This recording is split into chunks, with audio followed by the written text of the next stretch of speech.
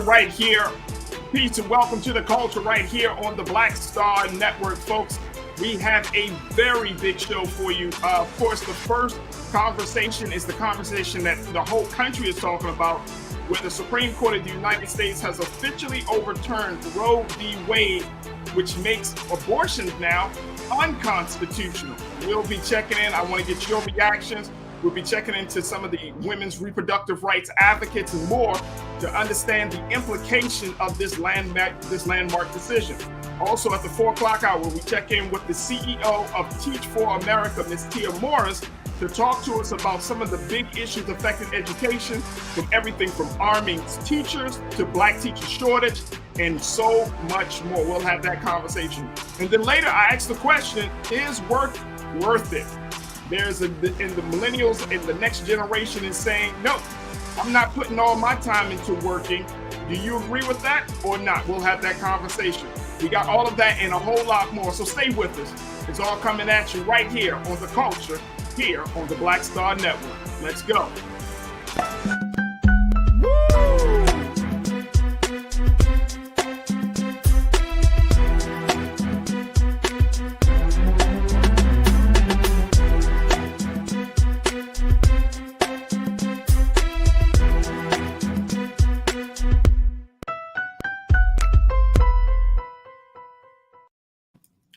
Folks, welcome to the show. Welcome to the show. Oh my goodness, we have such a big conversation ahead of us as the Supreme Court of the United States has decided to do another landmark decision. Folks, yesterday we were just telling you about how the Supreme Court stands on the issue of gun control, gun possession, and ownership. And of course, they talk about Miranda rights. Today, they have released the word saying that they are deciding to move forward in overturning Roe v. Wade, nearly a law that has been in policy for nearly 50 years, folks. Now, of course, we all knew that this was coming because of that leaked draft that came out just a few weeks ago, where the whole country and folks trying to figure out what is happening. Now, the big question is, what about the women? So today I wanted to have this, we're going to have a number of voices to be a part of this discussion. At the 3:30 mark, I'm going to be bringing in women reproductive rights advocates and policy strategists to talk about the implication. But for this first part of this conversation, I want to hear directly from you, just to get your reaction to what you're seeing coming from the highest court in the land. So make sure you post your comments on our YouTube page and on our Facebook page to share with us what your thoughts are about this very, very major, and I mean, a decision that is going to shift the political landscape. Now, while we're getting your comments, folks, I wanted to bring some things to your attention about where we are with this whole situation. Of course, this latest vote that was a vote of 6-3, because there is a supermajority of conservatives that sit on the bench of the Supreme Court. It has opened the floodgates for Democrats around the country to say, guess what? This is the issue. The president has gone as far as to say that Roe will be on the ballot in November, and it probably will be on the ballot in some upcoming primaries, like for states that have yet to have their primaries. I want to share with you, excuse me, I want to share with you just a little bit of what of some of the Democratic leadership, in particular, Nancy Pelosi, she put out there, and King Keenan, let's put her quote on the screen, bro, talking a little bit about what she had to say about this issue, because Democrats are trying to figure it out, what's to do, how to galvanize and organize people. She said, quote, "Today, the Republican-controlled Supreme Court has achieved the GOP's dark and extreme goal of ripping away women's rights to make their own reproductive health decisions. Because of Donald Trump, Mitch McConnell, the Republican Party, and their supermajority on the Supreme Court, American women today have less freedom than their mothers." Wow. Less freedom than their mothers. That was from House Speaker Nancy Pelosi. Let me just share with and I want to make sure we clarify this as we talk about this 6-3 vote, that Justice Roberts was 6-3 on the Mississippi law, but there was no abortion after 15 weeks. Remember, there was that discussion about, after that 15-week period, that abortion, how do you quantify, and when will you step into it from a bound of legal to illegal? But he disagreed with the overturn of the Roe v. Wade, so it's like 6-3 missing 5-4 Roe v. Wade. With Justice Roberts siding on keeping Roe v. Wade keeping Roe v. Wade as the law. So we will see. But as of right now, folks, Roe v. Wade is overturned. Let me hear what you got to say. I know there's been so much discussion about this across the country, and I'm gonna just share this with you. We're gonna have our discussion here today, but trust and believe, Brother Roland, you're going to expect him to have a much more in-depth conversation about this evening, and then even going into the weekend and in the first parts of next week, folks. This is going to be a major issue that people are going to be discussing.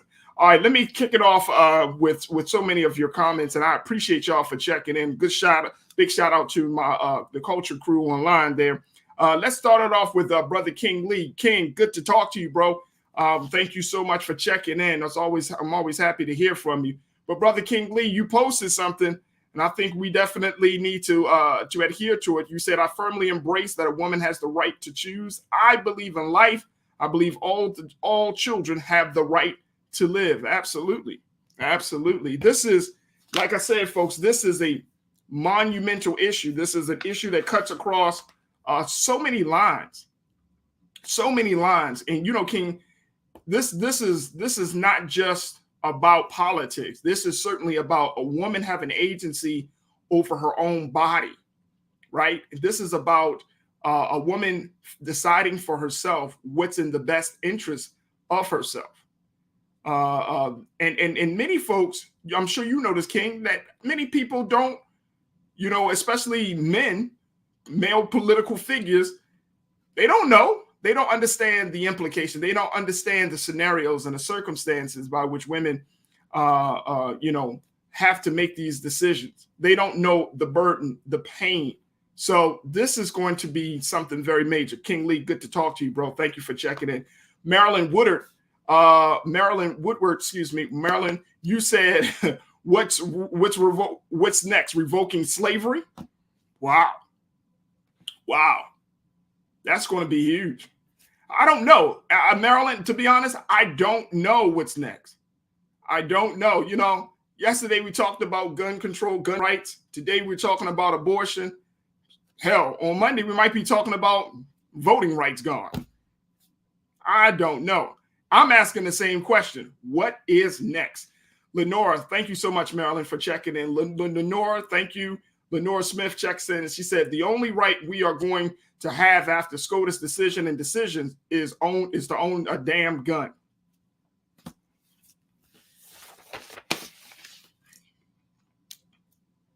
I don't know. I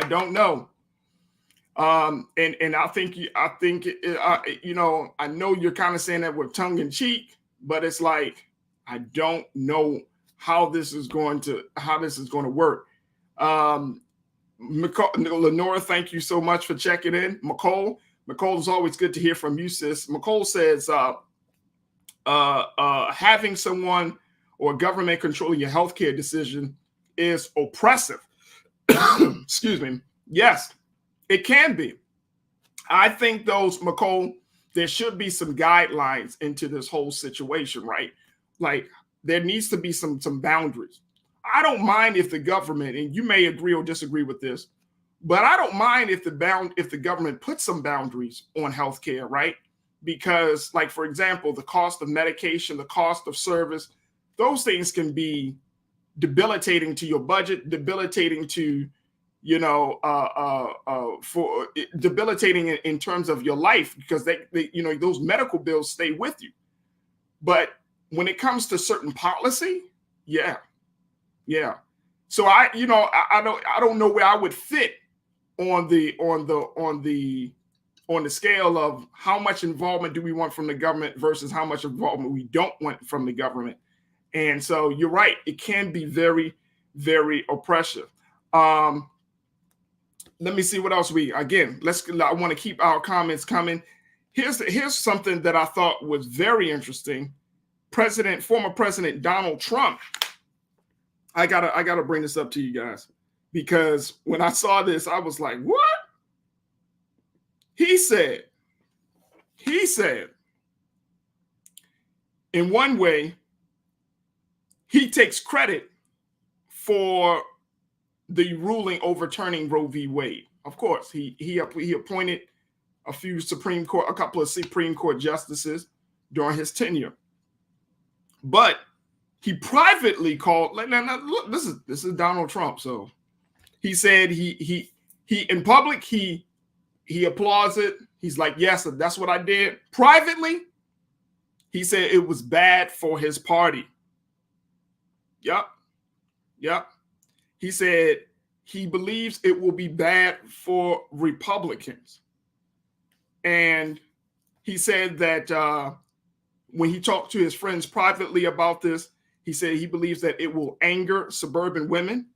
Of course, that's the group to help tilt the 2020 presidential race to President Biden at that time, and will lead to a backlash against Republicans in the November midterm election. Do y'all agree with that? I actually think he might be onto something. This is, everybody was assuming that the Republicans was going to take over because, where this country was going, how things were going. But then you got this. This just might be the spark that will cause people to say, oh, no, we can't have this party in office on any level. This might be the tipping point. What do you think? Let me know. Let's go to Damon. Damon Blissett. Damon, good to hear from you, bro. I'm glad that you're always able to check in even as you're traveling throughout the country, and hopefully you're having safe travels. But Damon says, look, as a pastor, I'll say it, I'm against this ruling. I believe God created us with the ability to choose. That will include this topic and everything else. Yeah, it's going to be interesting to see how, and Damon, one of the things, brother, that I've thought about this, because religions, most of your major religions are pro-life, right? They're all pro-life. But how far do you take it? In a day and time like the time that we're living in today in modern day America 2022, you have to empower women. You cannot put women in some dark place to be, not heard, but only seen. You have to empower women. Women have to be empowered to speak their mind, speak their truth. Women have to be empowered to choose what's in the best interest of themselves, their bodies, and their families. You have to empower women. We don't put those same restrictions on men. We don't put those same restrictions on men at all, even though male reproductive health is important. But it seems like the uterus, the womb of a woman is always up for discussion. Whereas for the man, we'll just let him keep going. So Damon, I appreciate you for posting that, and thank you so much for checking in. Let's go. Let me see here. Let's go to, is it Ray Jr. 1919? Ray Jr. 1919. You said we need to start aggregating the Black community to combat all this. Everybody move back down south. That's an interesting suggestion, Ray. That's a very interesting suggestion. Well, let me just say this first and foremost. A lot of Black folks are moving to the south as we stand. There's already that is already happening. Now, are we going to move back to the south en masse? No. But my thinking is, what do you want to see happen once we make that move? Are you saying that we need to flood southern states that are Republican governed? Like, what are we? And I'm interested, and I'm asking this seriously. Like, what would be the big strategy of moving down south? Let me just also share with you, as we're talking about movement of this whole situation, let me break it down to you, because they have already determined there are 13 states in this country that will be ending abortion within the next 30 days. 13, folks. 13 states with what they call trigger bans. Take a look at this. Looking at the burgundy red, trigger ban to take effect within a month. You're talking about Idaho, Utah, Wyoming, North Dakota, South Dakota, Missouri, Arkansas, Oklahoma, Texas, Louisiana, Mississippi, Tennessee, and Kentucky. You got a nice little group of folks down in the South with the Mississippi, Arkansas, and Oklahoma, and Texas, of course, and Louisiana. But look at that. Up there in the Middle East, not the Midwest area, North Dakota and South Dakota, Missouri, they're talking about ending abortion within the next 30 days. Then you have several other states where recent anti-abortion legislation has been blocked by the court, but are expected to act next. So you have those first 13 states, and then you have the next few states to ban abortion within weeks or months. You're talking about Iowa, Indiana, Ohio, Alabama, and Georgia. So you got those first 13 in the next 30 days. This set of states that is going to be banning, looking to possibly ban abortion within a few weeks later, right? Iowa, Georgia, Ohio, South Carolina, and Alabama. And then you have some states where the fate of abortion rights remain uncertain. Those are the states like Pennsylvania, Wisconsin, Michigan, those states right there. What else? Virginia, North Carolina, Florida, Arizona, Kansas, Nebraska. So those are some of the top. Those are the states where you're not going to, you don't know what the fate is. The states where abortion is likely to remain protected, folks. Take a look at that purple. Y'all, King Keenan, let's put that map right there. Let's make it bigger because I want folks to take a look at the states. Look at the purple. So the gray is uncertain. The orange is likely to ban in the next couple of weeks. The red, of course, is within 30 days. Look at the purple. Maine, Vermont, Massachusetts, New York, New Jersey, Maryland. Then you have Illinois, Minnesota. Then you have along the West Coast, Washington State, Oregon, Nevada, Colorado, New Mexico, and California, and Alaska. Look at that. So back to the point of moving down south, back to this point, you might start, you remember we saw a huge shift of our people moving from those big areas, those big states, big cities, moving to the south, to the rural, to the smaller cities because of better opportunities, jobs, and all of those things. But now look, this right here, this is how seismic this decision really is. It's so big, it may shift the population of the country. Keenan, let's put that one back up real quick. I just want to just drive this point home. Let's make it big, bro. Look at that. You may, if you're thinking about moving to a state, and remember we had a conversation, folks, that people are moving not just to areas, not because of job opportunities or because of the pretty landscape. People are moving to these areas because their politics are aligned with the governments of those states. And look at that. You might see a number of people moving to Denver or New Mexico. California might become the bastion of the West Coast. People were leaving California, but people might be like, because of high prices, gas, all of that stuff. But now you might see a number of people going to Portland, Los Angeles, San Diego, San Francisco, Seattle. Then you got it up in the Northeast corridor. You're talking about some of those smaller states, New York, Vermont, Burlington, Vermont, Massachusetts, Boston, Maine. You know what I mean? So you have a number of people, like this really could affect how you move in this country if you're planning to move, folks. That's how serious this whole situation is. That this could affect how and where you move. All right, let's go right back to it, Keenan. Thank you so much, bro. Let's go take the. I want to get a couple of more comments from our watchers, and I want to get what hear what folks got to say. Mike Green, Mike, thank you so much for checking in. Mike said, and now that lost soul Clarence Thomas wants to revisit contraception, same-sex marriage, I wonder if he would revisit interracial marriage. Cornball, we're not going to use that word, right? So that might be up. Same-sex marriage might get striked down. Woo! Woo! Contraceptions, the use of contraceptions. Woo! Teaching about contraception. Woo!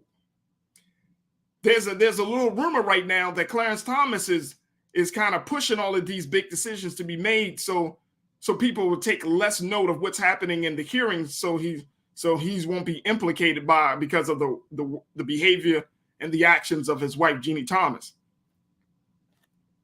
The hearings are still happening. We still got that to deal with, right? Now you got this big decision, and it possibly can overshadow the hearings. All right, let me get a live look. I want you to take you before we take our first break. I want to show you what it's looking like right now outside of the Supreme Court. Let's Keenan, let me know if we can feed into that, and y'all take a look at this, folks. This is happening right now. Decision came out earlier today, and boom, people are already gathering. Look at you see that one sign? Fuck. I think that might be the sign of the year right now. Oh man, I think that might be the sign of the year. But look at this, folks. And let's take a look at it. Look at how many people gathered in front of the Supreme Court as of right now. Look at that. A lot of white people. It's a lot of white people, man. The feminist movement, we talked a little bit about this earlier this week. We all remember. The feminist movement is now on fire in this country. Black feminists, white feminists, the movement is on fire right now. The movement is on fire right now. Folks are still checking in. We're going to take a first break, but I wanted to show y'all. Right, let's keep the footage rolling on that. And I want to Dejima Boutique. Always good to hear from you, Dejima. You said proportionally more rich white women get abortions. I got my popcorn and ready for the show. Yeah, I mean, if you look at the numbers, and I mean the numbers of white Americans versus Black Americans and Latino Americans, of course, white Americans make up the majority in this country. So this is going to affect. But ladies, let's not think that that Black women won't be affected.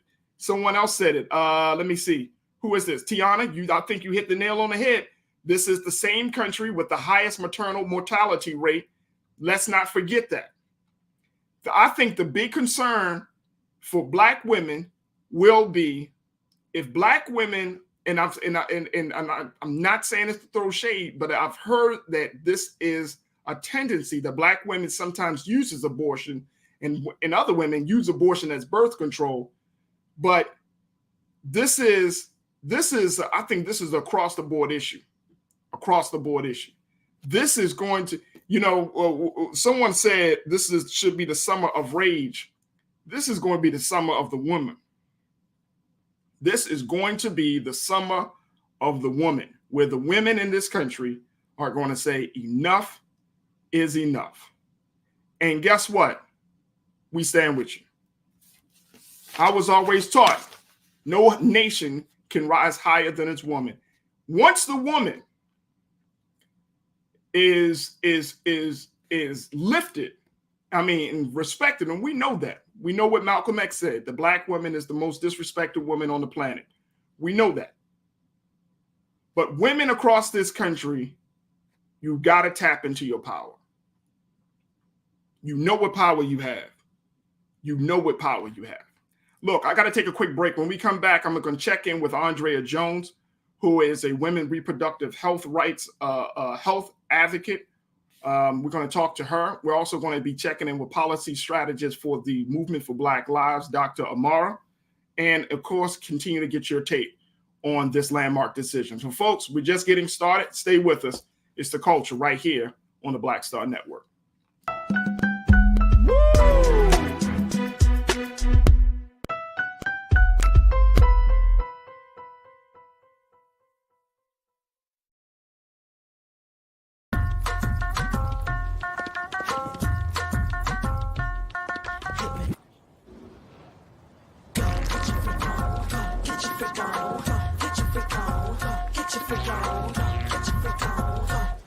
Verizon just gave us all a brand new iPhone 13. We've been customers for years. We got iPhone 13s too. Switched 2 minutes ago, literally right before this. iPhone 13 on us on any unlimited plan for every customer, with plans starting at just $35. All on the network more people rely on.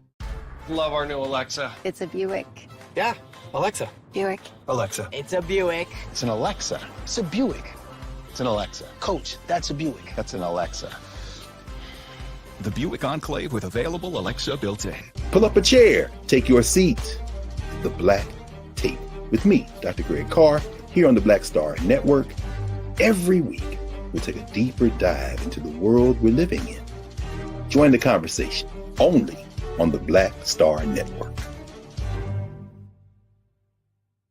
I'm Deborah Owens, America's Wealth Coach, and my new show, Get Wealthy, focuses on the things that your financial advisor and bank isn't telling you, but you absolutely need to know. So watch Get Wealthy on the Black Star Network.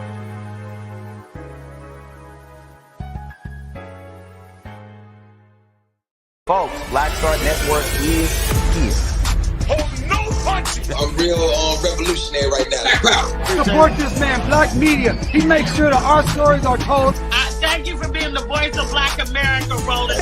I love y'all. All momentum we have now, we have to keep this going. The video looks phenomenal. See, this difference between Black Star Network and Black-owned media and something like CNN. You can't be Black-owned media and be scared. It's time to be smart. Bring your eyeballs home.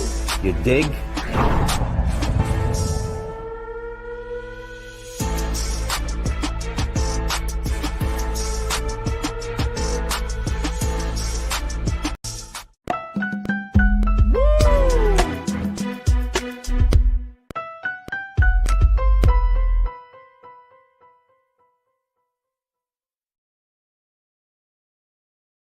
All right, folks, welcome back to the show. We've been talking about this landmark decision, getting your reactions, landmark decision from the Supreme Court of the United States, which has officially overturned Roe v. Wade and has essentially said that abortions are now deemed unconstitutional.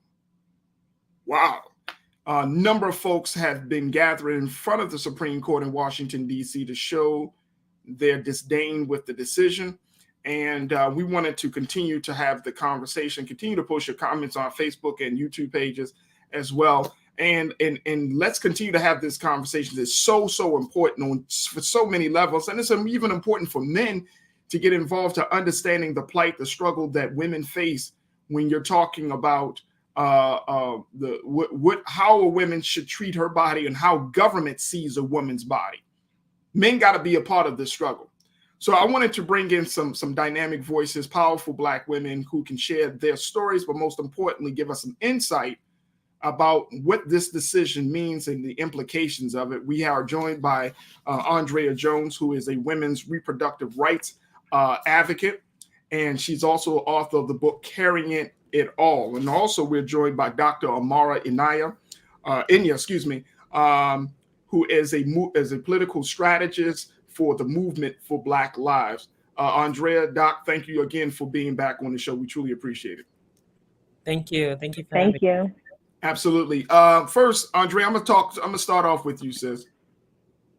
What can be said right now? I mean, you wrote a book about the struggles that you've had in terms of reproductive health, but you have been on the front lines talking about, the value of your uterus. You have a whole campaign around that with shirts and everything else. But what does it say to women like yourself and other sisters in particular when the government makes a very sweeping decision like this? How do we interpret this? How do Black women interpret this? I feel like we can interpret it by, I can't make a sound decision by myself or for myself.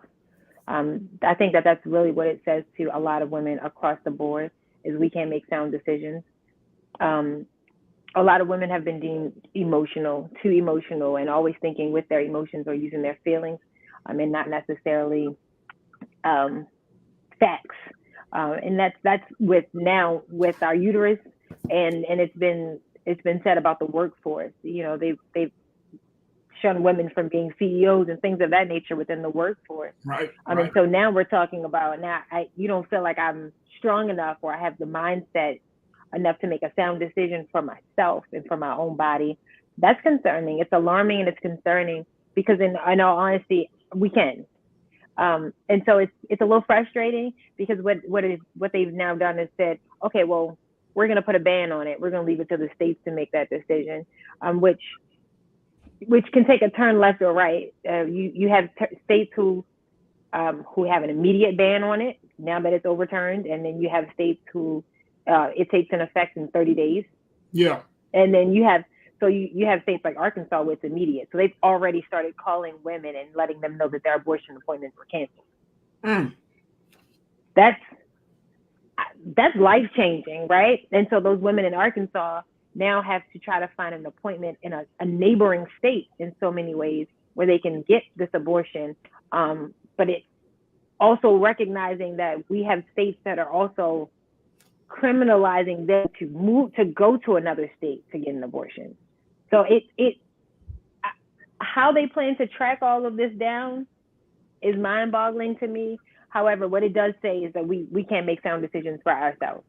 I don't think, and a lot of people are saying that like white men are making this decision. But in reality, if you all look at the people on the Supreme Court, they're not all white men. So that's another thing. Right. They're not all white men. And Dr. Mara, when you talk about legislation, when you're talking about policy, I mean, we saw that the leaked draft earlier, like a month ago, coming out, and people was like, oh, well, maybe they're going to change their mind. But they didn't change their mind, Doc. They kept the policy and all. So what is this from I know that the court is made up of a supermajority of conservatives. Are they just trying to get their policies in as much as they can, take away the attention from the hearings, and because they're hoping that they can get some momentum for the November midterm? I mean, what are we saying on the legislative side? What we're seeing on the legislative side, at least in my view, is the result of years and decades long strategy to overturn Roe v. Wade. This has been a war essentially that's been waged at the local level, the state level, the national level, federal level, and in the Supreme Court. And so it would be, I think, short-sighted to see this just within the context of the upcoming elections and sort of the hearings, the things that are happening now. Okay. The reality is, and I think many individuals who have been in the reproductive justice space, this has been decades in the making. This is a coordinated strategy to overturn Roe v. Wade that is actually aligned with other strategies on the right that all speak to or seek to limit autonomy, in this instance, bodily autonomy. But we can't take this out of the without also taking into account some of the other laws that have been passed and some of the other Supreme Court rulings. So this is a long-term strategy. We're just seeing the manifestation of a long-term dedicated strategy coordinated to overturn Roe v. Wade. And this is why those trigger laws are so critical, because those trigger laws were implemented prior to this moment. So many states were already working on and passing trigger legislation so that as soon as Roe v. Wade is overturned, they're anticipating it would go into effect almost immediately. And just as Andrea said, in Arkansas, in Louisiana, we're seeing that happen. Yeah, and that, we pulled up the maps on that, Doc, just before you got on, and I mean, there are a number of states that, like these 13 states, that abortion is going to be deemed illegal in 30 days. You got a few more states. I mean, and then over the next, it seems like the country is like divided in fours when it comes to this issue between all of these states.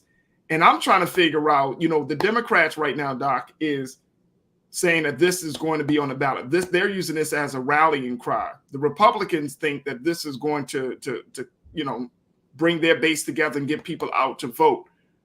But with such a major issue that crossed so many different lines, from everything from socioeconomic lines to political lines, this is not a political issue. This is a human rights issue. And how do you legislate that? How do you get people to see that the woman's body is not a political talking point? Well, I mean, I think unfortunately in this environment, it is a talking point because, as we can see, both sides are mobilizing and saying this will be the thing that brings out voters come midterms and that can galvanize people. But, fundamentally, it is a human rights issue. And I think we do a disservice when we don't frame it that way, because then it gets sort of marginalized to being a women's issue. And it goes far beyond being a women's issue. This is about how much power the state has to determine what you do with your body, whether you are a woman, a man, or non-binary, whatever it is. The state having the ability to mandate, to override your self-determination, which is a right by virtue of your existence. That is what is on the table. And so it goes beyond just women, because sometimes people think, it's just the women's issue. And then, they'll take care of that, or we'll, leave it to them. They'll figure it out. This is a human rights issue that will have an impact on every single person, not just because of this ruling, but because of the implications of this ruling when we look at future rulings that can happen. And that's the next question I was going to have, and then I want to get Andrea's thoughts on that. Some people are saying same-sex marriage is going to be up on a chopping block. Some people are saying, the idea of teaching about contraception is going to be up on the chopping block. When you have this type of precedent being made, how do you determine what issue is going to be next, and how do you prepare for that?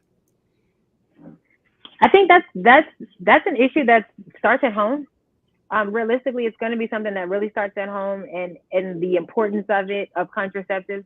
I think that we, as a country, we have weakened the conversation or watered down the conversation about contraceptives.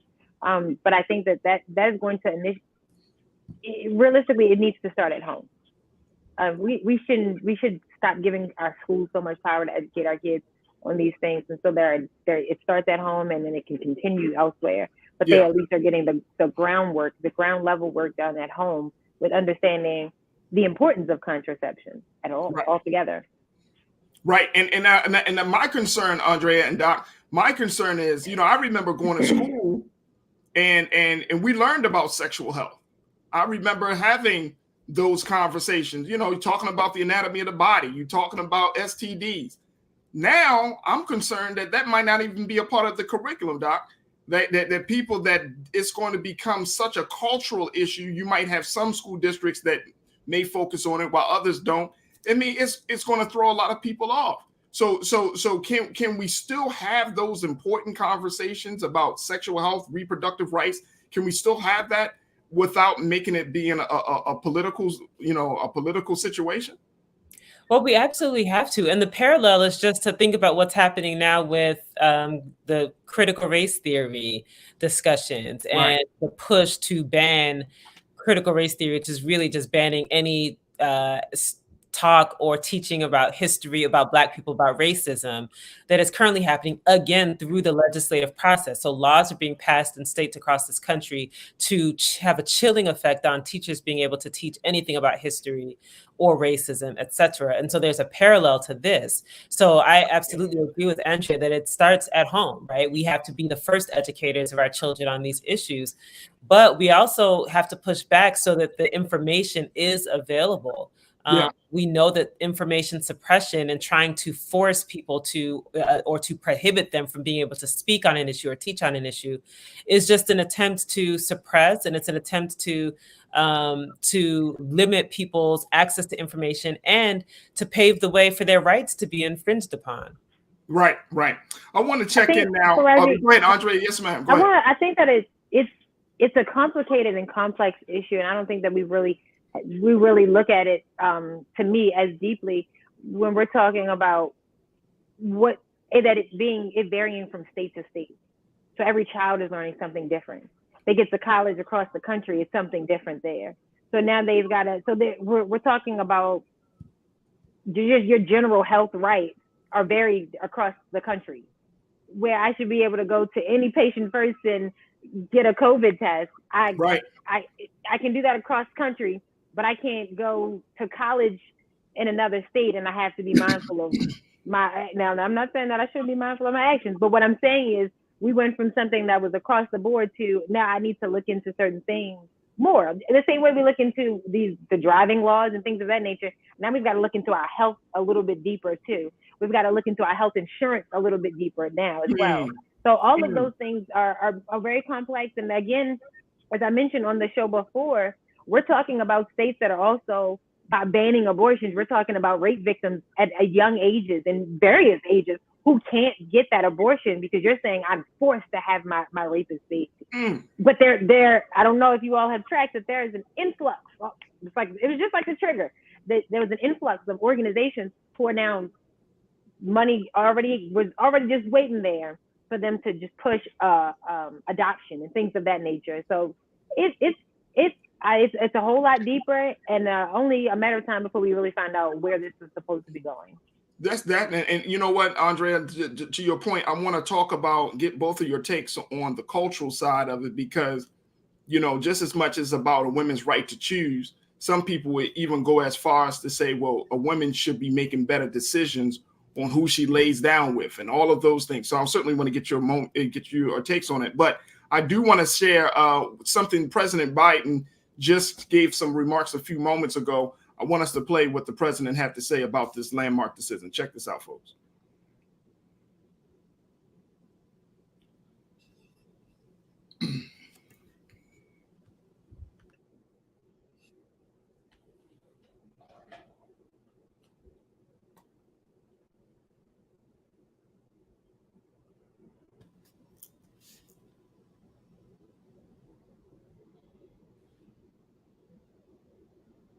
Looks like we're just having just a little technical issues.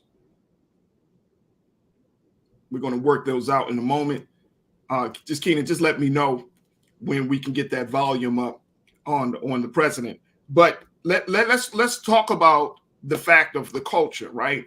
Because I think, Dr. Amara, it's easy to talk about what the Supreme Court is doing, what legislators are doing, but often in a moment like this, what the constituent, what the woman or what the man, how they can take personal accountability for their actions, that's often missed from the conversation. And I think for black people, that's the challenging part, right? Like, it's easy for us to look outside of ourselves, but then once you start to look inside of ourselves, once you start to examine my personal behavior, my personal view, right? This is all big and collective, but I'm saying culturally, and we're living in a time where, excuse me, where casual sex is easy.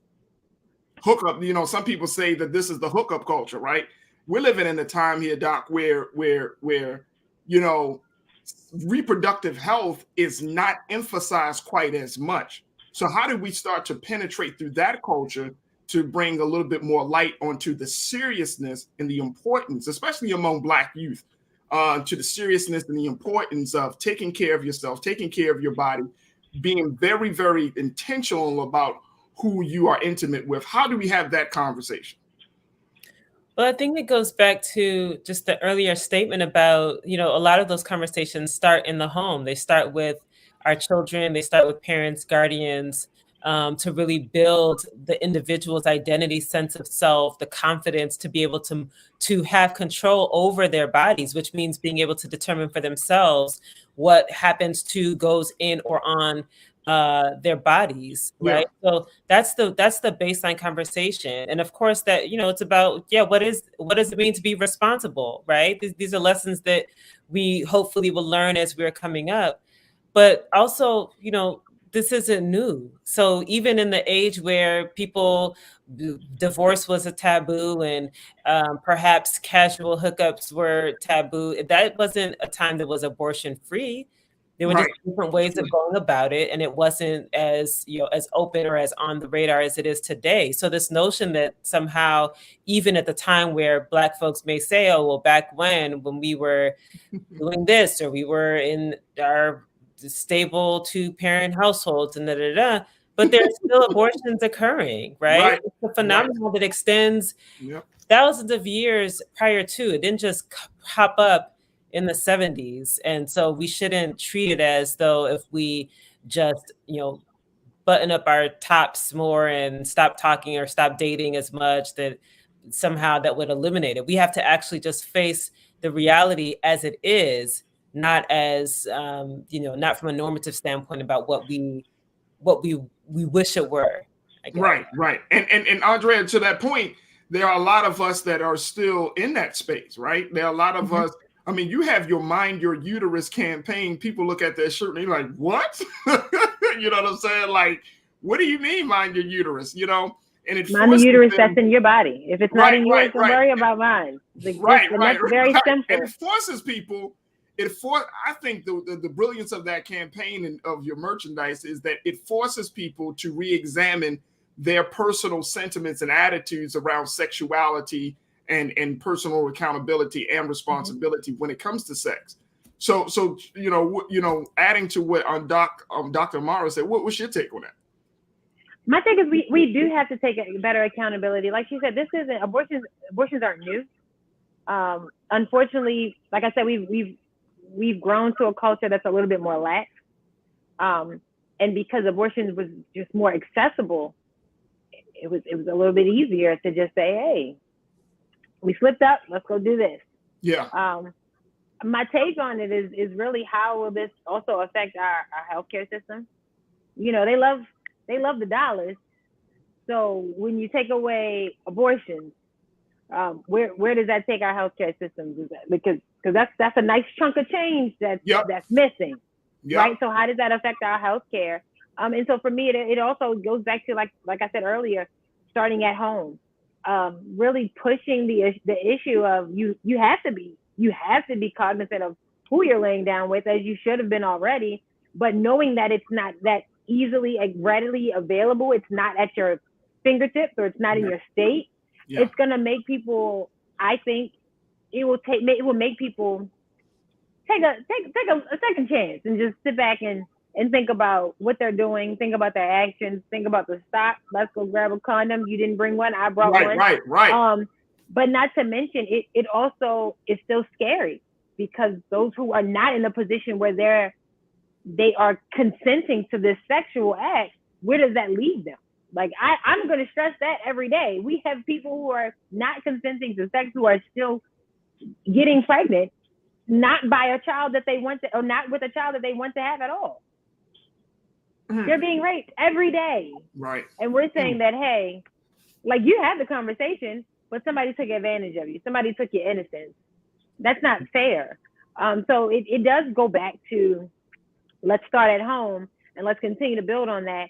But just like, and I hate to compare it, but just how some school districts are teaching about the LGBTQ community, and some are not. Some are teaching about, well, they were all teaching pronouns, but teaching about your specific pronouns, or what you identify as. Now we're talking about doing that same thing with educating them on contraceptives. To me, it runs hand in hand. Like, now we're talking about this and we're talking about that, but everybody's not going to jump on board to talk about it. Yep. Just like everyone didn't jump on board to into educating our young people about homosexuality, transgenders. We didn't jump on that. So some people, education systems are going to jump on teaching about how abortion isn't readily available and how these options are. Because let's be real, we live in a city where some of these schools are not talking about it at all. Yep, absolutely. And so it's gonna be different everywhere you go, and that's the scary part. Everyone's not getting the same wealth of knowledge. And that brings us to this point, Dr. Mara, when we see so many folks gathering outside of in front of the Supreme Court right now. So many people are organizing and galvanizing. You know, what should be, excuse me, what should be our next step? Especially like, what is the stance of the movement for Black lives, and what should be the next step to organize and galvanize Black people around this issue? How should we move forward to make some strategic gains? This came from the Supreme Court, highest court in the land. Now it's coming down to the states. How should folks organize and possibly can shift the tide of this situation being a detriment to the community? Yeah, so the movement for Black Lives is continuing to organize. So we have folks on ground in front of the Supreme Court in Washington, D.C. as we speak, as well as around the country. They were mobilized for quite some time, even in the lead up to this moment.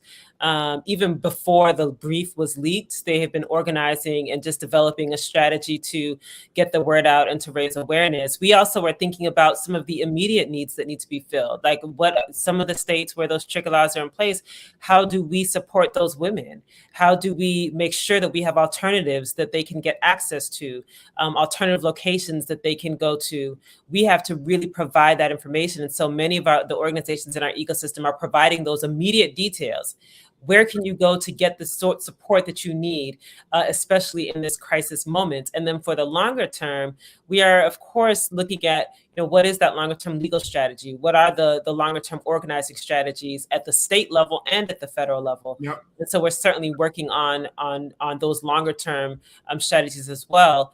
And I think it's important to point out also the economic aspect of this, right? So the reality is that wealthy people will always have access to abortion. They will always be able to get one wherever, whenever, however, because their money will allow them to do whatever necessary to get it done. This will disproportionately affect people who are on the lower end of the socioeconomic scale. It will disproportionately affect Black folks in particular.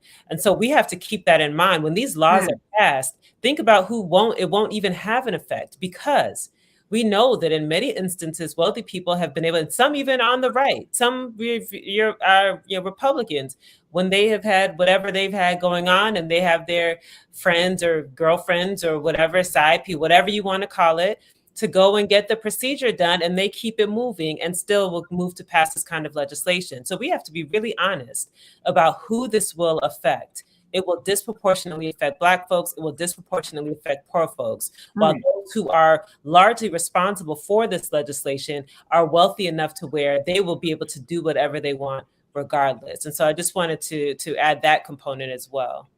Let me just say that Planned Parenthood in Maryland has already announced that we have had women from other states coming here to get abortions already. That's already been a thing. So just really keeping in mind how that will impact the masses, that you have to travel from your state to another. So what is your time frame look like for you to get a healthy abortion in so many ways, to get it within that healthy time frame?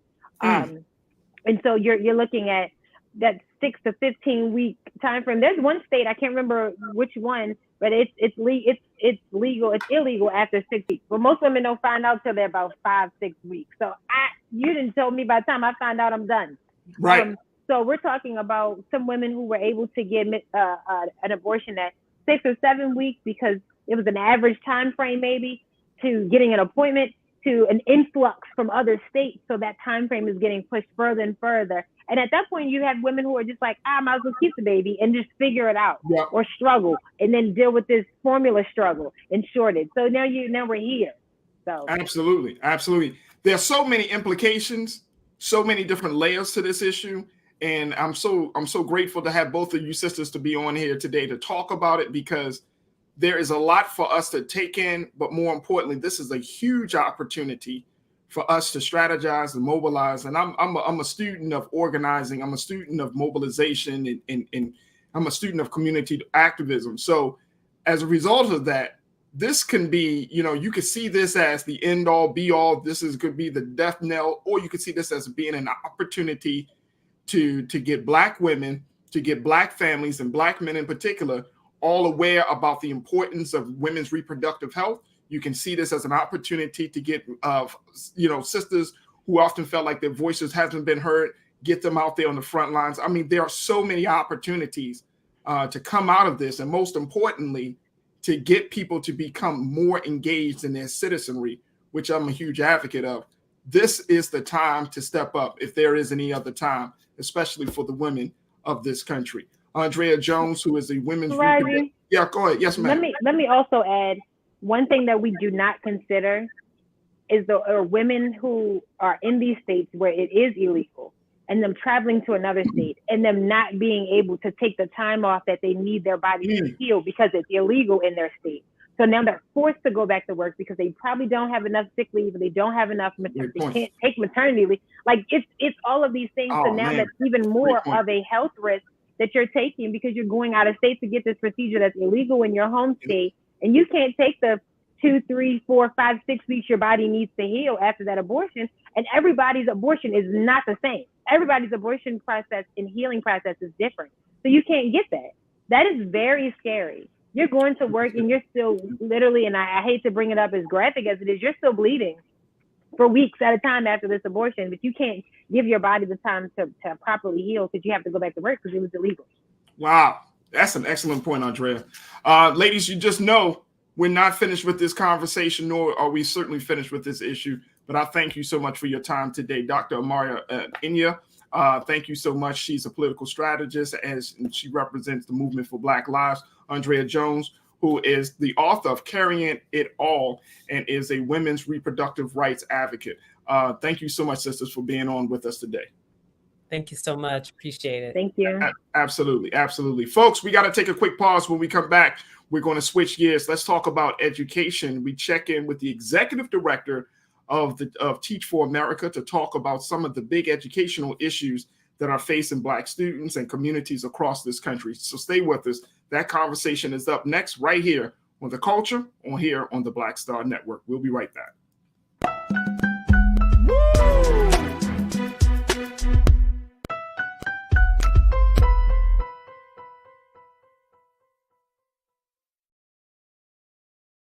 iPhone 13 on us for every customer. Current, new, everyone. To show the love.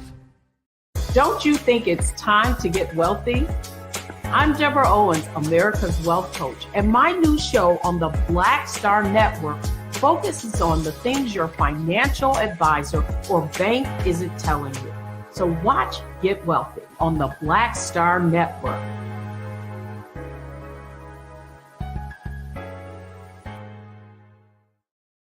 Hi, I'm Dr. Jackie Hood Martin, and I have a question for you. Ever feel as if your life is teetering and the weight and pressure of the world is consistently on your shoulders? Well, let me tell you, living a balanced life isn't easy. Join me each Tuesday on Black Star Network for A Balanced Life with Dr. Jackie. We'll laugh together, cry together, pull ourselves together, and cheer each other on. So join me for new shows each Tuesday on Black Star Network, A Balanced Life with Dr. Jackie.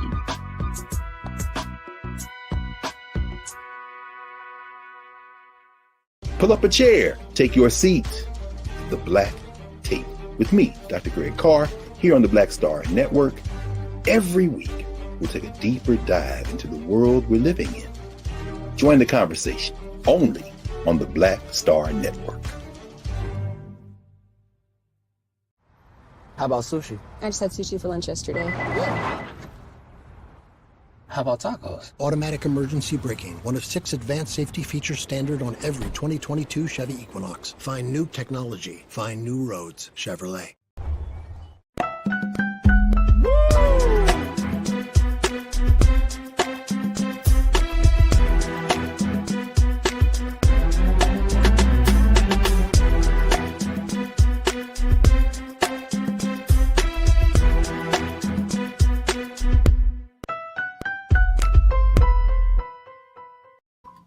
Folks, welcome back to the second hour of today's show, The Culture, here on the Black Star Network.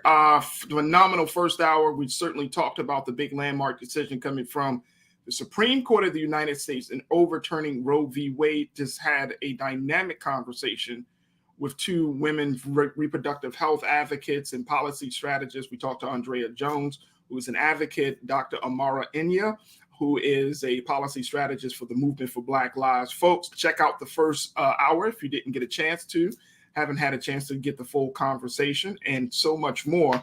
But trust and believe, we are going to continue to talk about this. There are so many layers and elements to this conversation. We can't just wrap it up or sum it up in 60 minutes. So again, make sure you stay tuned for other elements of that conversation that happen over the next few days.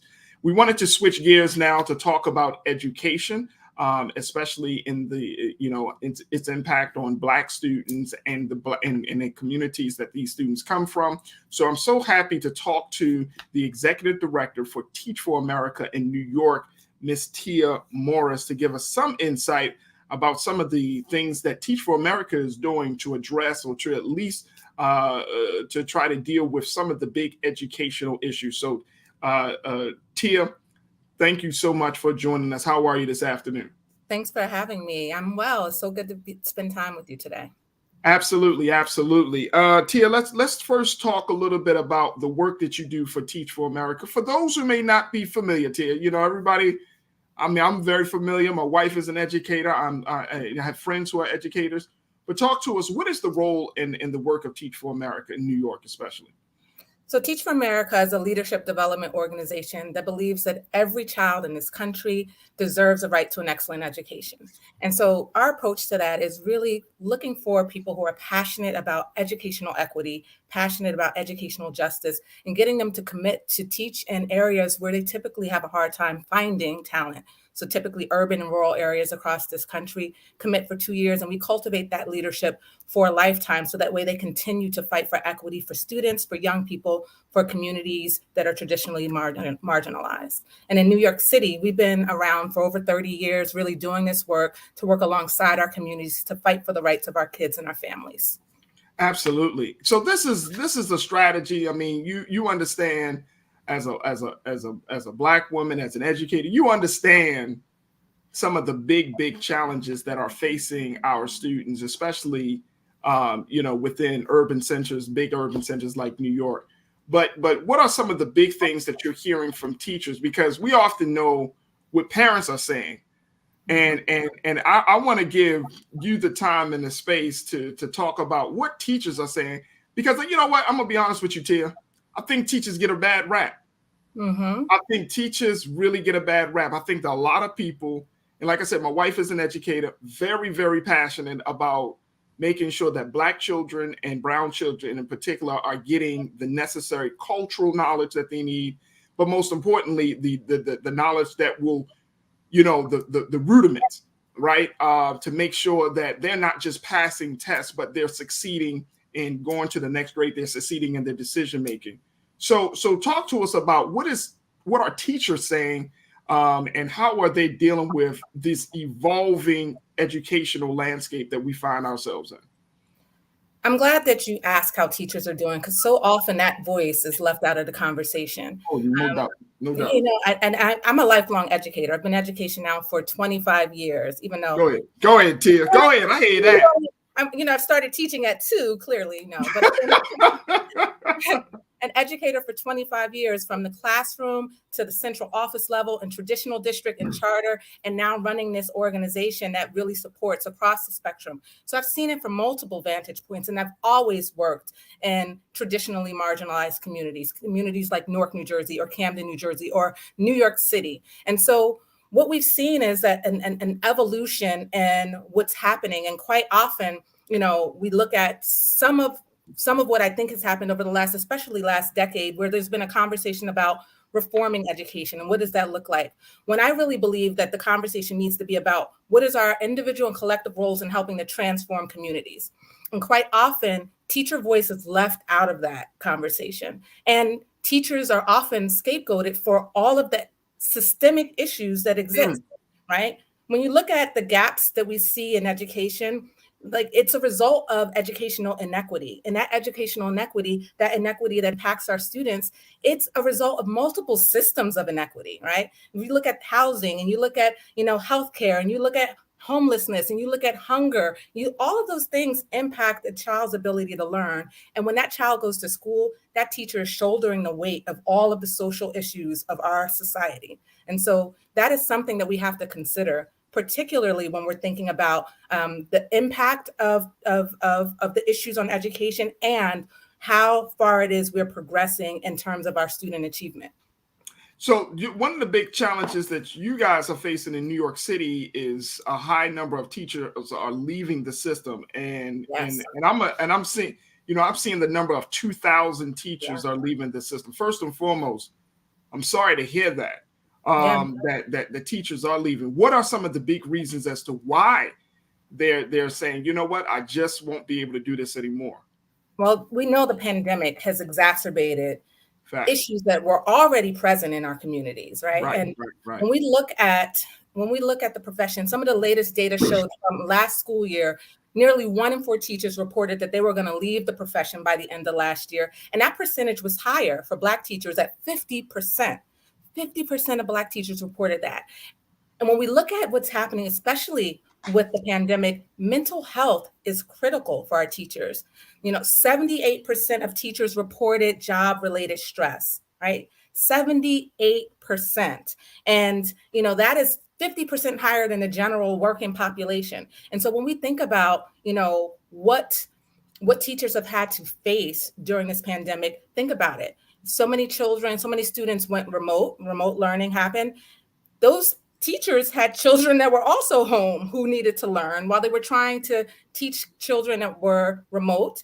And then when we showed back up, the level of stress from COVID-related illnesses, from teacher attrition, so teachers retiring early, from the sort of sicknesses and the various policies in terms of masks and those sorts of things impacted what happened in the classroom. Not to mention the fact that young people had been home for nearly 2 years, if you think about it, coming back to the classroom for the first time. So all of this job-related stress, all of this sort of the issues kind of coming to bear has, just posed a tremendous amount of pressure on teachers.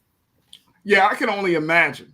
My wife has talked to me about this whole issue, and I was reading, I think it was in the New York Times when I read that students are coming to have to come back, and I'm talking about this school year. I know that the school year just ended, but this school year that we just finished, a number of students, especially in the elementary schools, had to be taught like basic life skills. What I mean, from everything from tying your shoes to learning how to use a pair of scissors. I'm just like, wow, like this has really changed. They changed the dynamic, and I know that I'm broadcasting live from Baltimore, and one of the big things that teachers have told me is that, hey, we had to like reteach stuff from that we started working on 6 months ago. Like there is going to be a lag in how children are being developed. What is Teach for America doing? I mean, either locally in New York or across the country to help fill in the gap to make sure that the lag doesn't start to become this rift between, for Black students, white students, and all of the other, like how you plan to bridge the gap there? Absolutely. There was already a gap in achievement, particularly between Black and brown students and white students and students from low-income backgrounds. And that gap has widened over the course of the pandemic. Teach for America New York and Teach for America writ large, we're thinking both in the short term and in the long term about what needs to be done. And so the reality is I had teachers this year, last year, the year before who were facing students in classrooms and they needed supports. And so one of the things we did was double down on our supports for our teachers. How are we continuing to coach them, build their skills so that way they understand how to handle the trauma that they're facing in a classroom and handle the vicarious trauma that they're experiencing. And so we equipped our staff who coaches our teachers with the skills and extra training to be able to coach our teachers to be able to manage that. We also had to think about, very tactically, what do we do to address the real need that there has been some learning loss?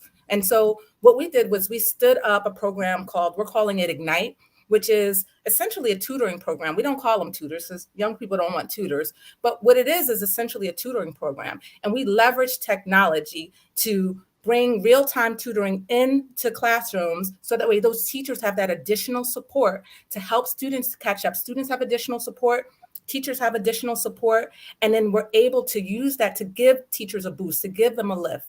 And we've also been thinking about how it is we're thinking long-term about partnerships. So how are we leveraging partnerships to ensure that we're pouring additional resources into schools, that we're supporting our teachers and our school leaders and connecting them with some of the community resources that can help support students and families, that we're providing additional supports when it comes to teachers' own sort of finances, right? And many of our teachers have needed financial support in terms of financial management because teachers aren't making a lot. And during the pandemic and with this inflation, things have gotten even worse. So we're thinking both in the short term in terms of how do we provide the real-time needs, and then in the long term in terms of what are we doing to advocate for the policy positions that are going to create the conditions that ultimately make this sustainable for teachers and sustainable for kids. Absolutely, absolutely. I want to get some comments from our watchers. So as you're speaking, folks are checking in. But one of the things that Real Brooklyn said, Real Brooklyn checking in, you're saying schools are underperforming because of parental inconsistencies. You just can't blame everything on the state and teachers. Yeah, so, you've been in this for a long time, Tim. Mm-hmm. You know that parental inconsistency is very, very real. Parents expect teachers to be God. Teachers expect parents to just show up at a PTA meeting. Mm-hmm. like there's that huge disparity of understanding about what the role that each person plays in their child's educational experience. How do we make sure that parental inconsistency doesn't stay permanent? That's a valid point that comes up a lot, I believe, in the question when we talk about, what is the reason that that young people aren't succeeding as much as we want to, that schools are failing. But I think it's sort of like, in a way, it is that sort of perspective is almost somewhat like crabs in a barrel a little bit when we think about it, not in the sense that anyone is trying to keep anybody else down, but in the sense that like we're all facing this sort of mountain, and we're trying to climb, and we're trying to get up this mountain, and we all are having difficulty getting there. But what we're not seeing is that there are obstacles on the mountain that we're all facing. And so we look at each other, parents, teachers, school leaders, politicians, we look at each other and we're all looking for the answer. We're all looking for the other to provide that silver bullet, but there is no silver bullet. Right? We always talk about it takes a village. That has to be more than a hackneyed old saying. It actually has to be a reality. And what it really will take is us wrapping around our young people, wrapping around our families, because tell me, you can't show me one Black mother that does not love their child. So whether or not they can actually be present in school, I don't believe that mothers don't love their children. And I don't believe this narrative that teachers are lazy and they're just not working hard enough. No. Neither one of those narratives are accurate. And what it means, what we are all facing are systemic issues that have created the conditions, whereas more affluent parents may have the time and the space to go into PTA meetings because maybe they're not working 2 or 3 jobs, right? Or teachers in more affluent communities may have additional resources to offer to their students. And so neither the teacher or the parent is the problem. I think we need to meet each other halfway. And so when I was helping to run schools, I helped to found a network of schools and helped to run it for 10 years. One of the things I did was think about, what do I need to do to meet parents halfway? Maybe they can't come in during the PTA meeting because of the time, but can I offer it at another time? Can I offer a different way? Like, how am I meeting parents where they are? Sometimes I've conducted some of my conversations with parents in their living room, because you know what? I could catch them before they made dinner and talk to them about the thing I needed them to show up for. And so really it's about us not thinking outside the box and not expecting the things that failed us all these years to get us to where we need to go. Because if we continue to do what we've always done, we're going to get what we've always gotten. Instead, there is a third way. And that way is thinking about how it is we show up differently, how it is we totally flip the paradigm of what it means to educate young people and what it means to work with families. Absolutely. Belinda checked in, one of our loyal viewers. She checked and said, Farajii Muhammad, excuse me, that's because today's parents aren't promoting early education in the home, ABCs, 1, 2, 3, spelling and writing. math, drawing. Teachers should not be the number one educators. Amen to that, Belinda. Thank you so much for checking in. Amen to that. Now, speaking teachers, absolutely. So a couple of big things that I think nationally that I want to get your take on, Tia, because these things are also shaping the experience of teachers and possibly can either be the determining factor whether teachers stay or go. For example, let's talk about the Black teacher shortage that is currently happening right now. Keenan, let's post this this latest data from Forbes magazine. They talked about this. They said research shows that the presence of just one African American teacher in grades 3 through 5 increases low-income African American boys' interest in college by 29% and lowers the high school dropout rate by 39%. Unfortunately, the number of African American teachers in the U.S. has been in decline since public schools were legally desegregated in 1954. In Colorado, for example, 150 of the 178 school districts have no Black teachers. What? Yeah. What? Now look, my son about to go to the 4th grade. He's had one Black African American teacher. He goes to a private school. He loved that teacher. And so when I've been reading, Tia, that that one Black teacher can increase increase his chances of going to college, I was like, yes. Yeah, significantly it does. So what is Teach for America doing about recruiting more Black teachers, especially Black male teachers, into these schools? I'm glad you pointed out Black males in particular, because that figure is even more staggering for Black males. Less than 2% of teachers are Black men. Like, let that sink in. Less than 2% of teachers. And we look at New York State, only 20% of educators in New York State identify as people of color, right? Only 20%. And it's a little bit better in New York City, right? It's a little bit better in New York City, where we're about 40% people of color, but 80% of students are students of color in New York City. So there's a clear gap there, right? And so we believe that we have to get more teachers of color in the classroom.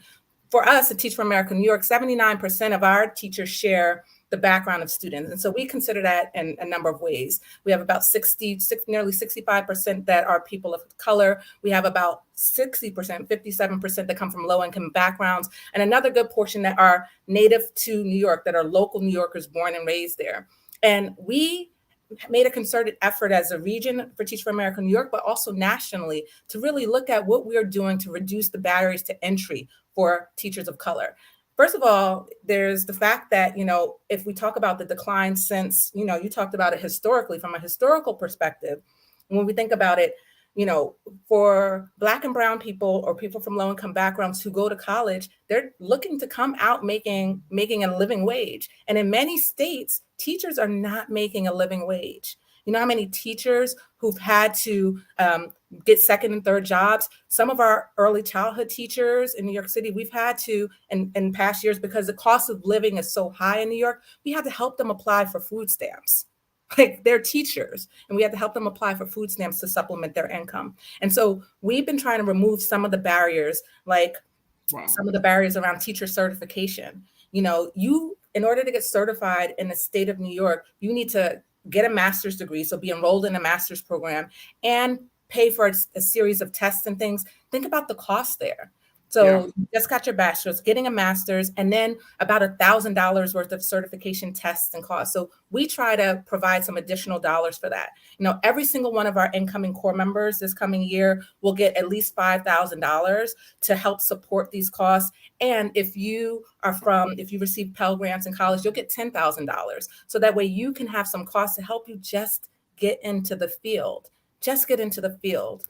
And then beyond that, we're doing work. We've been advocating in New York City for pay parity for our early childhood teachers, so that way they can actually make a living wage, and make a wage that will allow them to be able to sustain themselves. So those are just a couple of things that we're doing to kind of help shape the field. And then we are recruiting. We recruit at HBCUs, at Hispanic serving institutions, at AAPI and serving institutions. And we make a concerted effort to ensure that we are going into communities, recruiting from our local communities to make sure that we are bringing folks who actually live there into the field as well.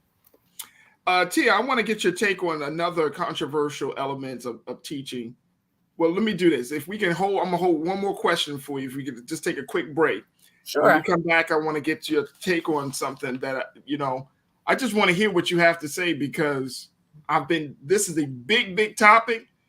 It's been put into a piece of legislation in Ohio, and I'm wondering, can we expect the same in one of the most populous states in the country? Folks, we're going to continue our conversation with Tia Morris, who serves as the executive director for Teach for America in New York. We would love to have your thoughts and your comments, so post your comments in our chat. And stay with us. A whole lot is coming up at the final 30 of The Culture right here on the Black Star Network. We'll be right back.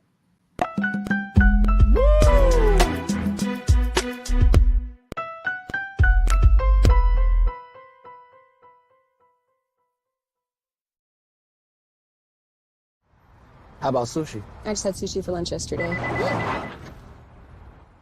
How about tacos? Automatic emergency braking, one of 6 advanced safety features standard on every 2022 Chevy Equinox. Find new technology. Find new roads. Chevrolet.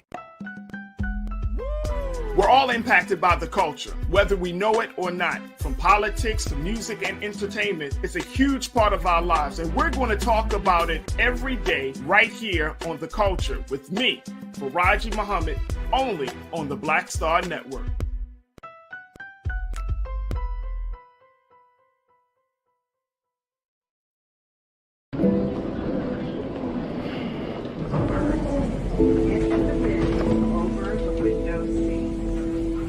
Are the only bins that will accommodate larger overboard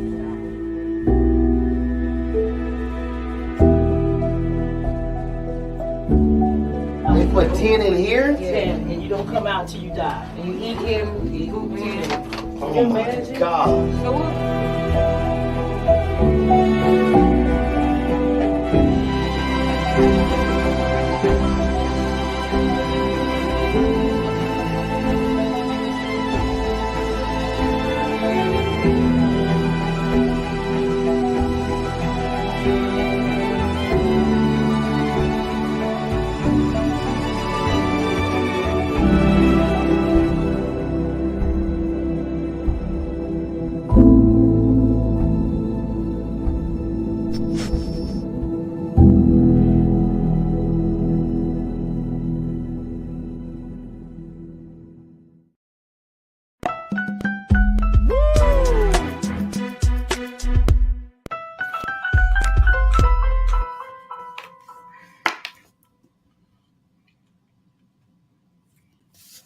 Folks, welcome back to the show. We've been talking to Ms. Tia Morris, who serves as the executive director for Teach for America of New York, as we talk about a lot of things as it relates to the education of our students. Tia, again, we thank you so much for your time today and for your insight and analysis on all of these pressing issues. Now, the big issue that I've been seeing, I'm gonna just put the quote on the screen, and then Tia, I want to get your take on this.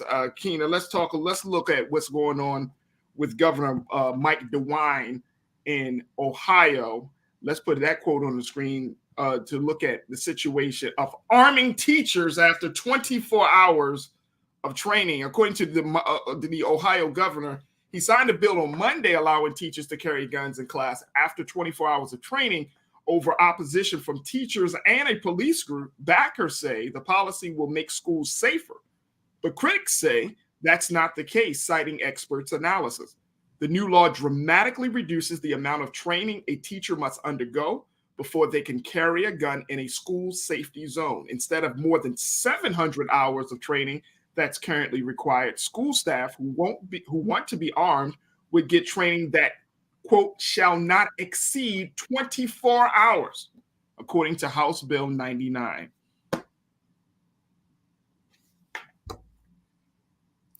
Wow. Tia, so we arming teachers now?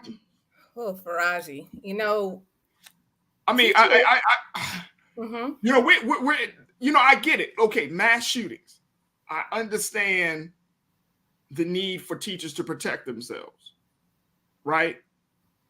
But I'm sorry, I can't wrap my mind around how this idea of arming teachers, whether they're leaving the gun in a safe, or they got it like you're walking around with it on in a holster. Like, what are we seeing here? Is this something that Teach for America is looking to? And you can say yes or no. I don't know. But is this something that Teach for America is looking to address? Like, what is the conversation that you are having within your network about this idea of arming teachers? So this is an interesting, topic to explore, because Teach for America is a national organization. We're 501c3. We're in 36 states and DC. And as you can imagine, in various states, the opinions in West Virginia and the opinions in New York and the opinions in Texas and the opinions in New Jersey, they're all going to vary, right? Everyone's going to have their perspectives, the various stakeholders, the various supporters, the various teachers, their own perspectives, opinions, and approaches to that. So, they're going to vary. What I do know to be true is that at Teach for America, our priority and our first promise is always to kids. Right. And so we want young people to be safe. We want them to be in schools where they're safe. And we also want our teachers to be safe and to be able to be in environments that are created to support the learning. Right. And so, I know that when I'm thinking about our teachers in New York City, I'm thinking about what do I need to do to equip them? I know that I'm not equipped to ensure that they have sort of firearms training. That's not my area of expertise. My area of expertise is to ensure that they're delivering culturally responsive teaching. My area of expertise is to ensure that they have trauma-informed care for their young people. And so I'm focused on thinking about, how it is that we are thinking about the total safety of our young people and what we're doing to shift the system so that way we don't have to face an Uvalde, so that way we don't have to think about face a Columbine, and we're thinking holistically about what needs to happen before it gets to the level of the teacher or the school needing to consider that measure. Like, what needs to happen there? Like, I feel like there's some systemic levels that we're not addressing before we even get to that level of the classroom. Are teachers coming to you though, Tia, and saying, "Look, I think we need to really consider some level of protection for teachers"? Is that part of the conversation you're having with educators in New York City right now? That's not part of our conversation in New York. We're not considering that. And in New York City, we've seen sort of an increase in violence in general across the city. And so I know our teachers are really thinking about, just safety in general, how to be safe in the subway, how to be safe, how to address the increased violence we're seeing with the Asian community in New York City in terms of some of the subway. And so we're not hearing that conversation in our classroom in terms of teachers thinking that they need to be safe from gun violence within the class. That's not part of our conversation. What I'm hearing is like a craving for additional supports for like some rudimentary things. And I think part of this, I saw, some of the viewers and some of the chats, part of this is, basic things like, do I have what I need to teach math, right? Do I actually have the actual resources? Do I have computers and devices? Do I actually have what I need? And so that's the outcry from our teachers. Our teachers have an outcry for the basics, and they have an outcry for generally emotionally and psychologically safe environments, because, there's a barrier there as well. And so I think that's where our conversations have been trending, to sort of emotional safety, psychological safety, dealing with the safety as a result of the trauma that young people faced when they're on their way to school and at home. So that's kind of where it's been. But this is going to be an interesting debate to see how it plays out across the country. So, and you're right. I think it will be interesting. And I think to add to that, I mean, we have that one level of conversation, and now with the Supreme Court ruling on the unconstitutionality of abortions, how are teachers planning to teach about reproductive health? How are they, I remember getting sex ed when I was in school. Mm-hmm. I do remember that. I remember my teacher going all the way into graphically showing pictures of what would happen if you get an STD. Right? It deterred you, didn't it? I was like, oh God. You know, I was done. I was like, oh no, I'm never having sex. You know what I mean? But today it seems like, and our previous guest was talking that you can get one set of information in a school district in one state, and then you go to another state, and those students are completely unaware about reproductive rights, reproductive health. How is that conversation going to be moving along?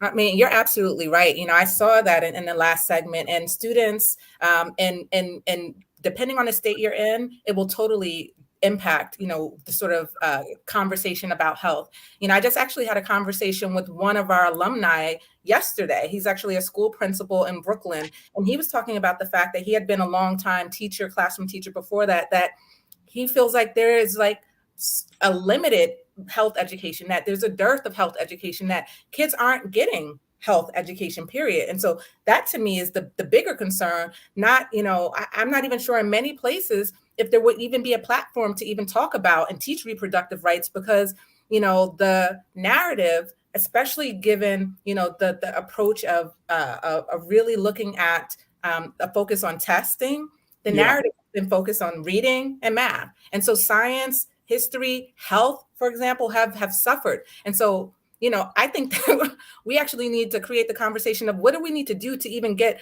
the arts and health and some of these other topics that aren't sort of tested topics, even back within the core curriculum, to ensure that our young people are even having access to it. Because before we can debate on whether or not, you know, what reproductive rights should be, before we can have a young person debate on that, they actually have to have access to health education, which many places they aren't getting. Absolutely. Absolutely. Let me just share with you some of the thoughts that our viewers are having as we have these two conversations about arming teachers and reproductive health. Deborah Denard checked in. Deborah, I think you make an excellent point. You say teachers want protection, but not that kind. We want protection of our time, protection from disrespect, autonomy, and time to plan, more money, support. And I think that, and you said this is typical backwards reaction. Deborah? Absolutely. And I 100% agree with Deborah. Like, and that's what I say in terms of when I'm thinking about what teachers really need, when I think about, you know, like safety. Like, we're not providing the basic human needs for our educators, the ones who are creating, literally stewarding the next generation of leaders. And so, Deborah, I 100% agree with you. There's some very basics. Like, we actually need to back the story up several levels and ensure that we are creating the basic environment. And that's what I mean in terms of the psychological safety of our teachers, of our young people. That's exactly what I meant by that. And Deborah is an educator herself. She says she's retiring next year and can't wait. She's sick of the foolishness. So much red tape and foolishness. She's just tired of it. She's like, I'm out of here. Well, I'm out of here. Farajii, like, one of the things that I'm thinking a lot about, and we're thinking about at Teach for America, is we say we want, you know, it's been our mission, and since we were founded, to ensure that all students have an excellent education, or have access to an excellent education.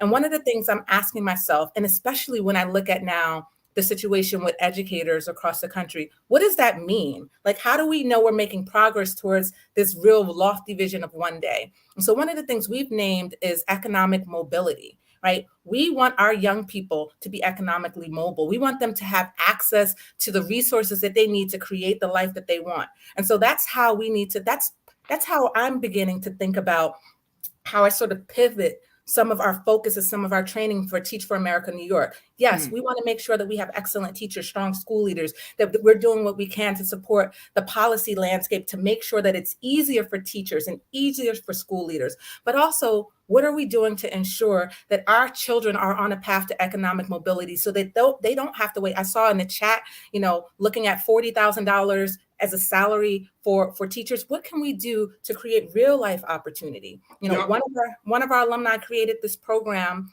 in New York City and Brooklyn, where we have students who are coming out of high school, they're getting technical sort of certification, and they're getting placed in jobs where they're making $90,000, $100,000.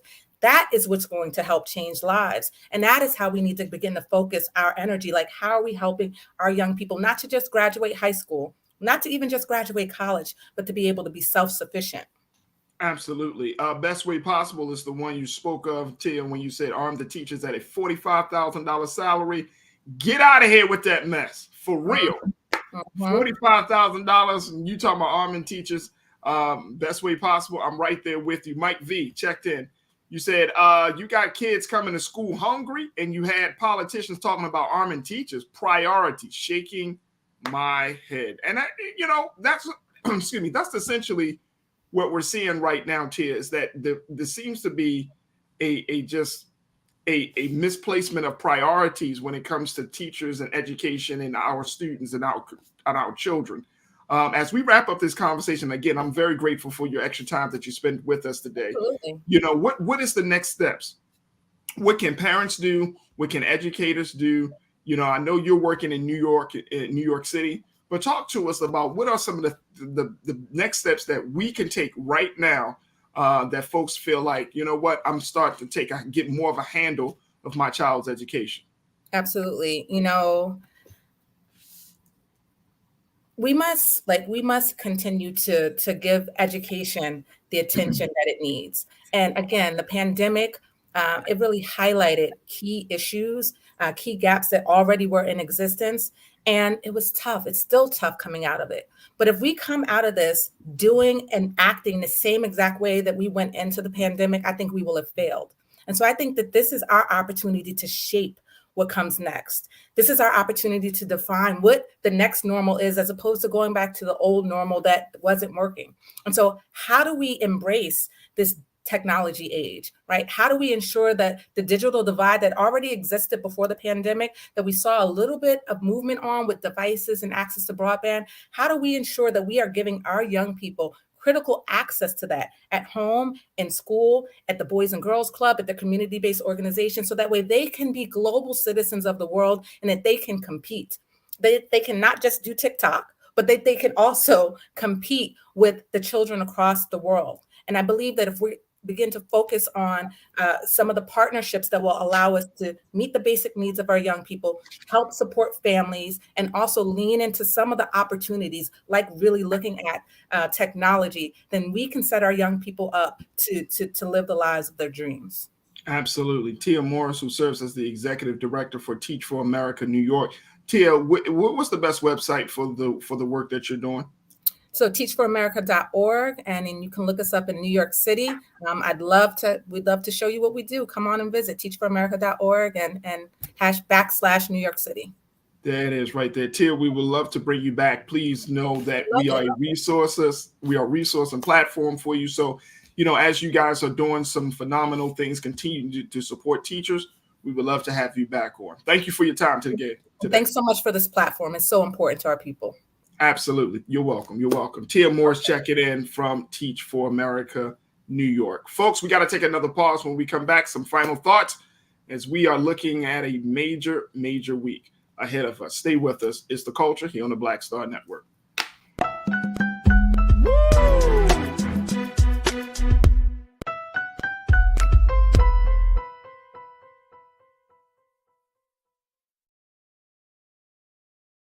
Love our new Alexa. It's a Buick. Yeah, Alexa. Buick. Alexa. It's a Buick. It's an Alexa. It's a Buick. It's an Alexa. Coach, that's a Buick. That's an Alexa. The Buick Enclave with available Alexa built in. Verizon just gave us all a brand new iPhone 13. We've been customers for years. We got iPhone 13s too. Switched 2 minutes ago, literally right before this. iPhone 13 on us on any unlimited plan for every customer, with plans starting at just $35. All on the network more people rely on. Hi, I'm Dr. Jackie Hood Martin, and I have a question for you. Ever feel as if your life is teetering and the weight and pressure of the world is consistently on your shoulders? Well, let me tell you, living a balanced life isn't easy. Join me each Tuesday on Black Star Network for A Balanced Life with Dr. Jackie. We'll laugh together, cry together, pull ourselves together, and cheer each other on. So join me for new shows each Tuesday on Black Star Network, A Balanced Life with Dr. Jackie.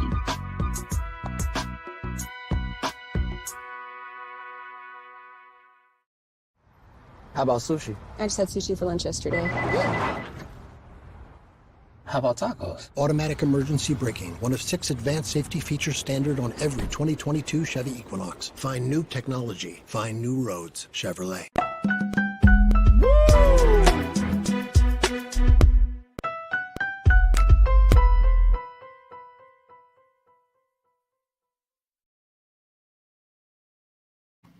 folks, welcome back. We got a final few moments today for the show.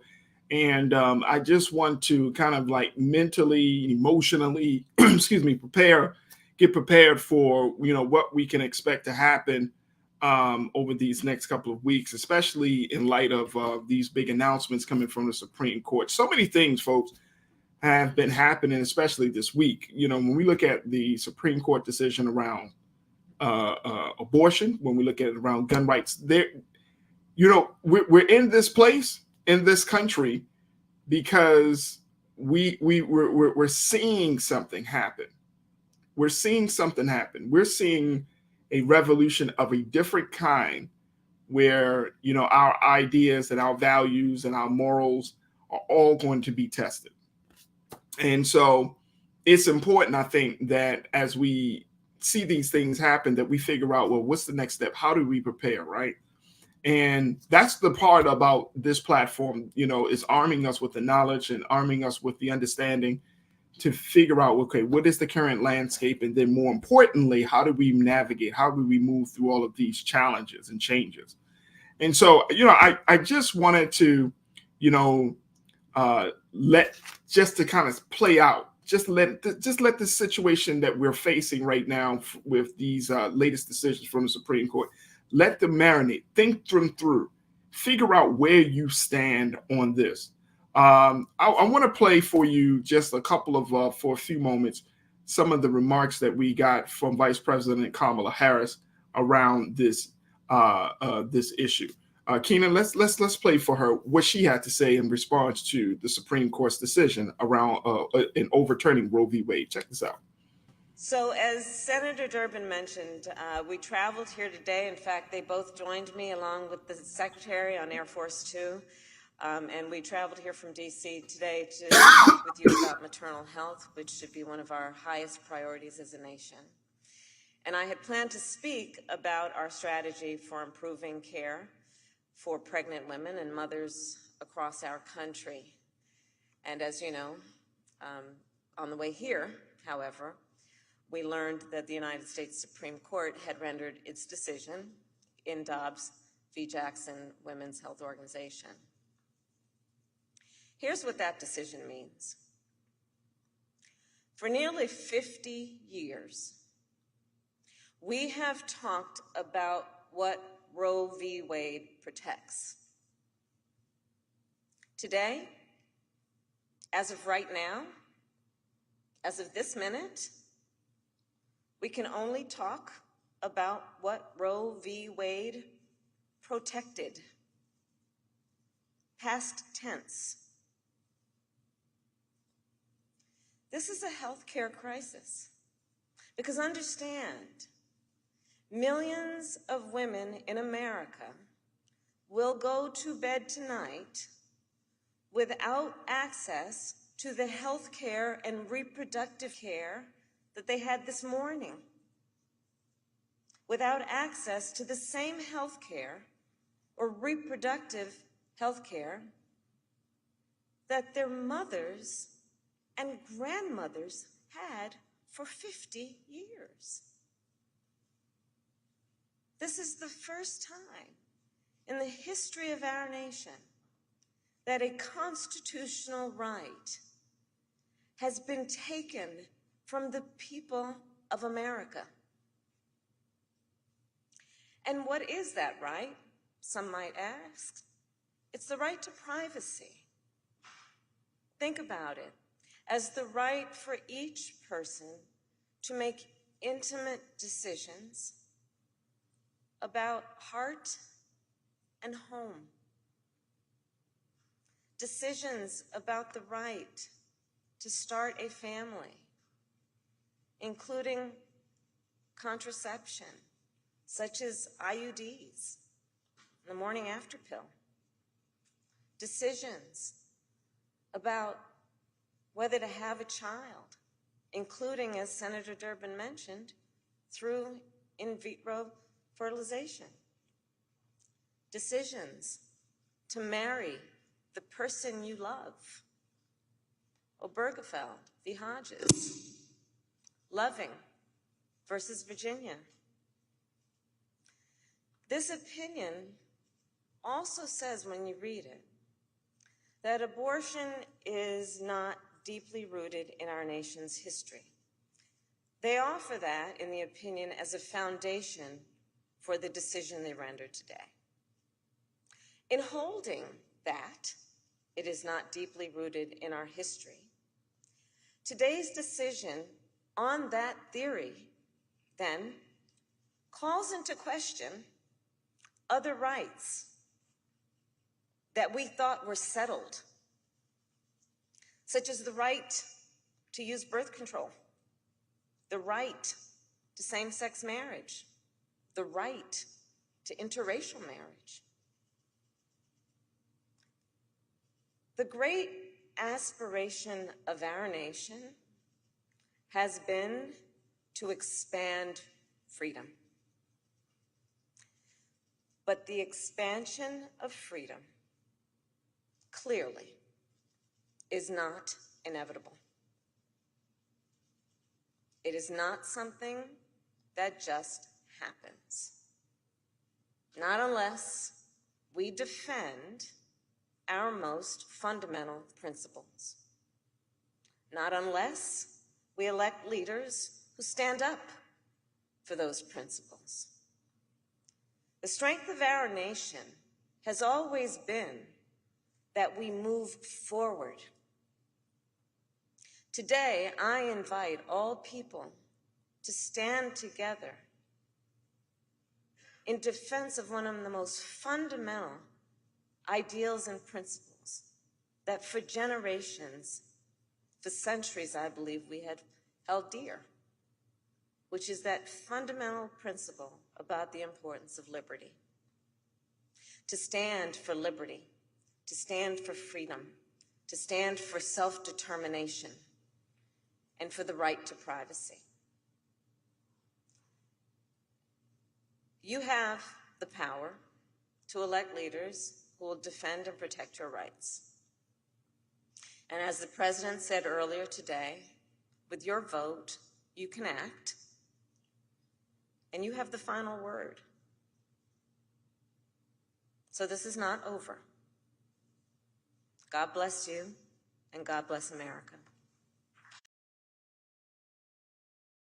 That was Vice President Kamala Harris. Many of you, just listening to Madam Vice President about this issue. As she said, the president has said it, the Democratic Party has said it, this is not over. This is should be an opportunity in a moment, a rallying cry for those of us who say, you know what, women's choice should be protected. This is an opportunity for us to get engaged. And most importantly, this can be a major change in this country that shows us that there are forces in this country that want to take us back, and we have to be the force to move forward.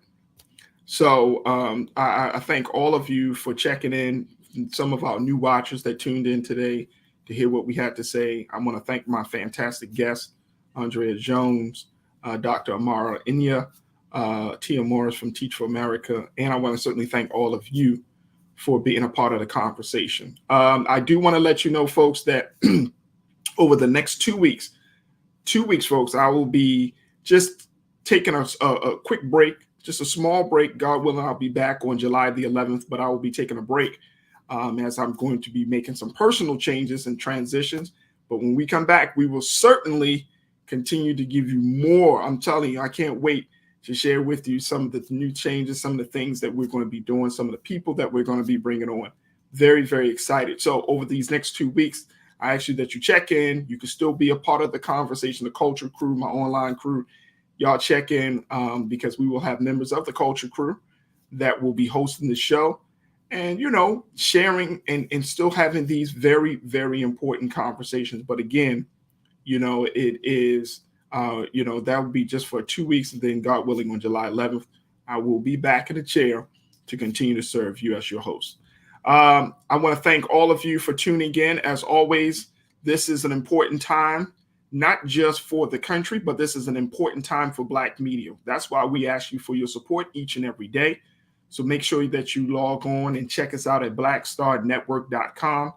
This is why it is important for us to have unadulterated, unfiltered Black media, so we can have these conversations, so we can look at the lens through the lens of what's in our best interest, what's going to help our people. So to understand the issues, this is the importance of Black media. So just log on to blackstarnetwork.com. Continue to support us financially, because your financial dollars do make a huge difference in doing our job and making sure that we bring you up-to-date information. We're there on the scene. As you saw, Brother Roland was there for the Poor People's March there on June the 18th in Washington, D.C., and for other opportunities. So your dollars matter. But if you can't give, you can certainly let your friends and family know, because we need as many subscribers. And you can download the app for simply free. So that can all be found at blackstarnetwork.com. Also, today, check out the latest episode of Dr. Greg Carr's show, The Black Table. And then on Monday, check out the latest episodes of Deborah Owens' show, Get Wealthy, as well as Dr. Jackie with a Balanced Life. So we got fantastic programming here on the Black Star Network. I appreciate each and every one of you. I thank you again for your time, and I look forward to reconnecting with you in a couple of weeks.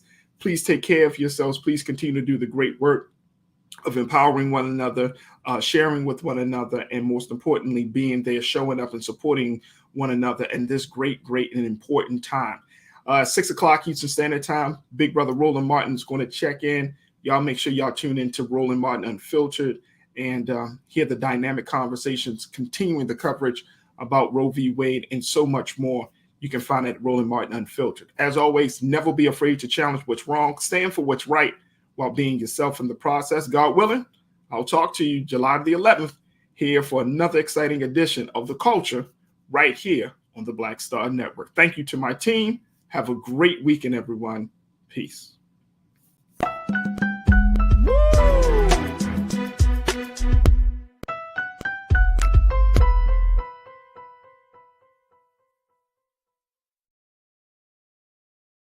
iPhone 13 on us for every customer. Current, new, everyone. To show the love. How about sushi? I just had sushi for lunch yesterday. How about tacos? Automatic emergency braking, one of 6 advanced safety features standard on every 2022 Chevy Equinox. Find new technology. Find new roads. Chevrolet.